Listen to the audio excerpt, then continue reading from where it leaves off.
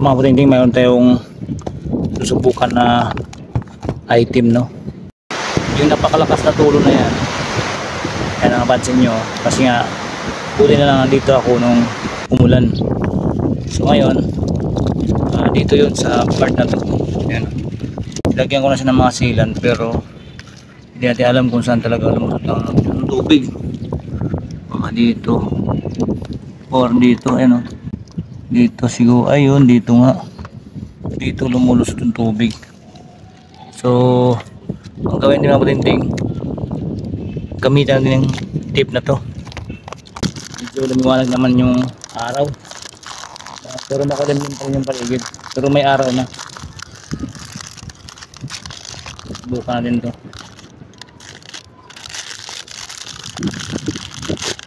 Siguro hindi lang natin natutumbok yung party na yan kung saan talaga yung mayroong siwang, kasi mabisa naman din yung sealant mga puting-ting. Wala akong masasabi sa sealant na yan. Pali ang haba nito mga puting-ting, yan o, 3 meters. So ang gawin mo lang ganito, tuklapin mo lang to, yan mga puting-ting, para siyang alkitran. Alisin mo lang to, tapos idikit mo na dun sa yero.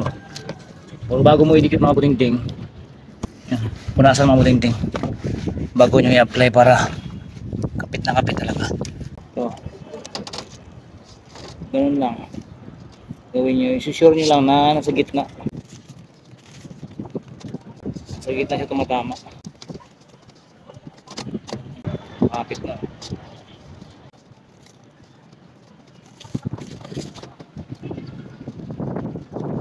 Yan, hinihilot ko lang.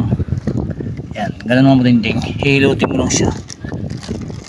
Yan, baba hanggang dun. Yan o, ganun mga puting-ting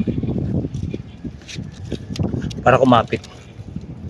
So yun lang mga puting-ting, tingnan natin pag umulan kung mayroon pang tumulo sa gawing yun banda ron.